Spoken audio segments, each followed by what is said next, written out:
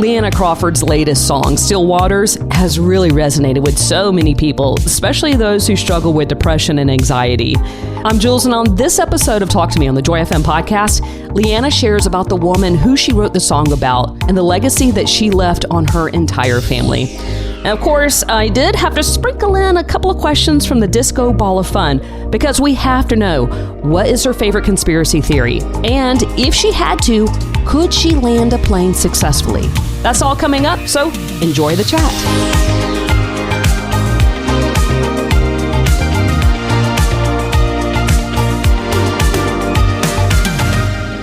All right, Leanna Crawford on the Joy FM. Thank you so much for coming in and chatting with me a little bit. Thanks for having me. I am so curious. So you are a newlywed.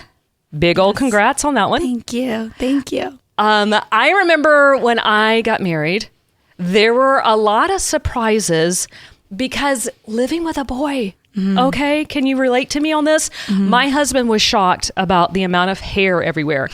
He legit was like, honey, are you going bald? And I was like, no, this is a girl thing. There's just going to be a lot of hair and you're just going to have to power through that. Yeah. I was shocked not having a girl roommate to like be my stylist. Like he was thinking I was wanting him to say, you look good. And I was like, no. I need you to tell me, does my belt match my shoes? Did I get all the curls in the back of my hair? Yeah. So what were some of your like, wow, didn't see that one coming? I'm thankful because he's a very organized and like clean person. So I think that is nice because I feel like a lot of times you're like, you start living with a boy and you're like, they're really messy. But like he does like his own laundry. Like I don't have to do that. Like it's amazing. Like that's good. But we did have definitely the hair. If he finds like a hair somewhere, he's like, hey, you lost this. Which is like he wants to return it. Like that's so gross. I was like, no, it's not. That's disgusting. You're like, no tape backs. Yeah. No. So when we like first got married, we were going to the store and like getting things for our apartment, and it was like our first little argument we had as a married couple, and we were going through, and it was not really an argument, but it was like he had like a very specific brand of toilet paper that he liked, and I was like, I just have never thought about that like ever. I don't know, guys are so weird, but we just have specific things. That was like too much information, but I don't know. Well, and he plays basketball, so yes. Do you ever play horse with him, and does he ever give you like a sympathy win? We actually, that's so funny. We just played this weekend and we played pig. So it was just like, just very quick game. But I beat him and I was very proud of that. So he probably took it easy on me, but I was like, he had to shoot left-handed, but still. You got to win. Yeah. He's so like basically touches the rim. So if the whole music thing doesn't work out, maybe you should seek a career in basketball. I've thought about it. You think harder. You could do that. I got you. I'll buy a ticket. Front row right there. Yeah, girl. You'd be the only one. I would want you to sing while you played, though. Could you do that? I could definitely do that. Okay. I've done that before. Not basketball, but other things. We'll ask later. Okay. Yeah. Okay. I'll have a lot of follow-up questions on this one. Yeah. All right. So if you don't mind, I'm going to jump right into your new song and your new record that's coming out. Super excited about it because Still Waters. Wow. The verse that says anxiety hates Psalm 23. That was amazing. Was there something going on in your life where Psalm 23 was your anthem? Like was what you just told yourself that truth? Yeah, I think even like when I wrote the song, it's just so crazy how like music works. Like I wrote the song 2 years ago and then now it's coming out, like, which is just crazy. But I feel like just different seasons of life, I'm, just go through some ups and downs, valleys and mountains, the whole thing. But especially in that season, I was like very anxious and I was kind of coming out of, I didn't really know that I was depressed, but looking back, I was like, I was definitely depressed. Like I didn't know that. But I wasn't sleeping. I just like, it was a season I just really needed to grow. And I'm so thankful that God was so kind and steady through that season. But Psalm 23 has always been one of those anchor psalms, I feel like, for a lot of people, but it's just so good. And so that has just brought me a lot of peace, and just very thankful for it. Well, I am thankful that you were willing to dig deep. That in your anxiety, you're like, okay, I'm going to write a song. And I think it's amazing who you wrote it like for, or who you wrote it about. Your great aunt. Mm-hmm. Yeah, she's like this sweet. I got to meet her when she was in her hundreds, but she was the sweetest lady. She found out she was going blind when she was in her 40s. And so she decided to memorize the whole Bible. And so when I met her in her hundreds, she was very sharp and just loved the Lord so much. She was still ministering to people. Like when we went and saw her, we hung out with her for a couple of hours. And like while we were there, several people called her and asked for prayer. Like she's in her hundreds and she's still loving and ministering to people, which was so inspiring. But she like gave us some tips on how to memorize verses. And she was just like, it was just like the love of Jesus just poured out of her. And so this, like, it's very sweet to be able to talk about her and honor her in this way, because she's led my mom to Jesus when my mom was 7. And so I'd like think about just like the legacy that she had then on my mom and then me, because I'm like, without her, I don't know that I'd be here. I don't know that I would probably know Jesus the way that I do. And so I'm very, very grateful for her. So it's really sweet to be able to like share her story. Well, and the ripple effect of her legacy, that you're here now writing Jesus songs, combating your anxiety with God's truth because you had a great aunt that, you know, in her 40s, she could have just been like bitter and angry. Right. But she didn't. Almost kind of like you, like leaned into God's truth. Right. Right. When you find something like that out, like her first initial thing was like, I'm going to memorize the Bible. I don't know if she got Leviticus, but like, I think she did most of it. Like, it was pretty amazing.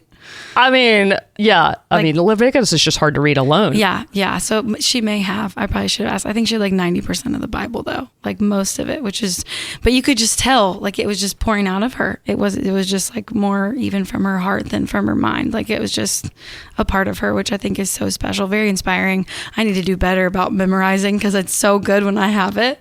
But yeah, very thankful for her. Now, you said that she had some tips on how to memorize. Do you remember any of those tips? Because maybe that could help me. No, I was talking about it with my sister actually, because her and I went with my parents to meet her, and we were like trying to remember, because I just remember her specifically saying, you read it 5 times, you write it down 5 times, and you say it out loud 5 times, and you do like a little bit at a time. And I was like, that's a good, like to write it down, to read it, and then say it out loud. And she's like, then you got it. And I was like, okay, we're gonna do it. So that was her little thing.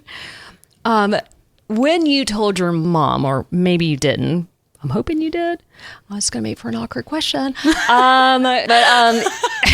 When you said like, Mom, I have this new album coming out and I'm doing it in honor of your aunt, my great aunt. Mm-hmm. What was her response? She was very excited for her. Like, I mean, she was a very special person in my mom's life. And so it's been really sweet because like even this morning I was talking to my mom about her and she was just like sharing. And so I think it's really sweet for my mom to honor her legacy in that way and to be able to share, like even share more about her with me. And she was like, even sharing this morning, she was like, well, she was a huge reason why your dad knew Jesus. And cause like my dad wasn't raised really raised in the church. And so she's like, he remembers sitting on the floor. She just sat on the floor and just like loved on him and shared about Jesus. And that was like huge. So I think for my mom, it's sweet for her to be able to kind of to share more about her and to share with me, but also it's just like, it's very sweet, very sweet. So my mom was very excited for sure. Well, it's such a huge honor, I'm sure, for your mom to be like, yeah. No, for real. And like for my mom, that's the reason. She's like, when I was 7, she led me. She's like, she taught me John 3:16, and I asked Jesus into my heart. And she's like, I definitely, lost my way, but she's like, I always knew the truth. And I was like, came back to that, which is so cool. What a great reminder that it's not these big grand gestures. It's living your life out day by day, and following Jesus. That's what makes the biggest impact, right? The biggest ripple effect. Yeah.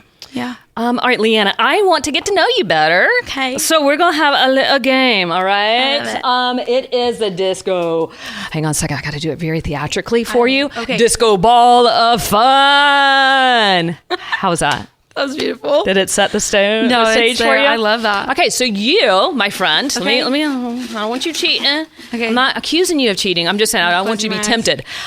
There are some fun questions in here. Okay. You're going to reach into my little magical ball and grab one and answer. But if there comes a question that you're like, girl, I ain't doing that. You can do the reverse card. And make me answer it. I got to put you on the spot. You can put me How on the many spot. times? I'm not saying I'm going to answer it correctly or truthfully, but whatever. I'm just kidding. I kid, kids. Always be truthful at home. Yeah.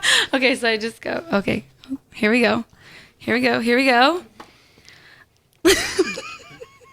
What is a conspiracy theory you could believe with very little convincing? This is actually so funny because last Thanksgiving we did. This is so funny. Our family's just, who knows, we're wild. But we did, I think we called it like conspiracy theory Thanksgiving, I think is what we called it. And we all had to make slideshows and we like presented our best conspiracy theories with each other. Like we literally just did this a few months ago. Love this idea. Like, it was all over the place. And you had to have like supporting like, literature and stuff. We had to have supporting arguments. We had the slides, like I had pictures, I had videos, like we all just went. And they were all very different. I don't know because I kind of feel like I don't know anything. I feel like anything, who knows? I know that I love Jesus. I know he loves me and then everything else. But what was your Thanksgiving? What did you present on? Because I'm very What did I gullible, so present? you could probably convince me. I'm going to sound crazy. I don't know. I feel like, and it was more also, you're like, you could just convince the family. I think someone did like, did we really land on the moon? Like that. That's one you've probably heard of. I think mine was if the earth is flat. I really feel like that could be. Is it? I think it is. It could be flat. I think it could be. Okay. Yeah, but I had to have all these supporting arguments. But I was like, it was actually so funny and so much fun. I am going to steal that. My family, we're going to do that Thanksgiving. No, you should. It was the best time. Like we were just laughing the whole time. I asked a new one. Okay. Let's do it. Come on. Do I do another one? Yeah. I feel like you're learning. Okay. If you had to land a plane, do you think you could and why? Oh, wow. Like successfully landed. Okay? Like successfully landed. Not just let gravity take hold. No, I don't think there's an autopilot for landing, is there? I don't think. What kind of plane? Is it a commercial? Like, is it a huge plane or is it a prop plane? This is your pretend space. So whatever you want it to be. But let's say commercial just for the fear factor. And then you get the news. Oh yeah, that'd be like the hero. Any pub is good pub, right? Yeah, I don't know that I could do that. I think there's a lot of complicated buttons. I think I would like to think I could, but I don't think I could do that. You don't think? Okay. I would like to think I'm competitive. I'm like I could land this plane, but no, I think we would probably crash. Okay. That's kind of in this sad. situation, any kind of crazy situation, are you the one that's like running to the solution, or are you like panicking and running out the door? I'm running. I want to solve the problem. Okay, so you would be in the cockpit. No, I would be there. I would be telling everybody what to do. But you would be like, I'm going to say this in confidence, but like fully well knowing that this is going down. It's going to get ugly. Yeah. No, I will have opinions. I will share and I will be like, this is how we're going to do it. But we might not survive. Okay, fair enough. That's fair enough. Are you like, okay, there's a lot of questions in here. Oh, wait, I did that one. Oh. You want to change your answer again? Yeah, I do want to change my answer. It was about Bigfoot. No, there's actually a lot of Bigfoot people in Washington where I'm from. Because that's where he lives. Yeah, that's where Bigfoot is. Yeah, that's where he vacations at. Yeah, that's his I summer think home. he's real. I don't know. What was your worst job? Well, it wasn't a bad job though, but people might think it's like gross, but like I loved this job, but my job was like working at the barn and like cleaning horse manure. But like I loved that job. And what? I feel like I want to use, Why did you like that job? Okay, I need. It's very therapeutic. It's like to just scoop horse manure. It sounds very weird, but very therapeutic. Okay. So people would say, what was your worst job? I'm using the reverse card. Okay, reverse. Okay. My worst job, I don't know why anyone thought this was a good idea, but I was like a daycare teacher when I was in high school. Okay. So if you think about me now, think like even more immature, and then throw her in a room full of kids. Yeah. And it was like an after school program. And I just said, I don't want to be in control of all that many kids. I thought I was going to be a teacher. And then like my first day on my job, I was like, maybe this is not for me. And when I had to like pull kids' teeth, and then there was like one little boy that like broke his arm, and like I just couldn't do it. And then they were asking me for their like help with their homework, and I was like, I'm barely getting through high school because it was after school. Yeah. So, and I was like, I need you to know I'm barely graduating high school. Like I can't help you with your subtraction. You're like, that looks good. Just keep going. Say it with confidence. Land that plane, right? All right. Hey, Leanna, thank you so much for playing my game and for answering all my questions. I had so much fun getting to know you better. Thanks for having me. Thanks for listening to another episode of Talk to Me on the Joy FM podcast. Here's what you're going to want to do if you haven't already. Hit the subscribe button so you don't miss out on any episodes. Thanks, and have a good one.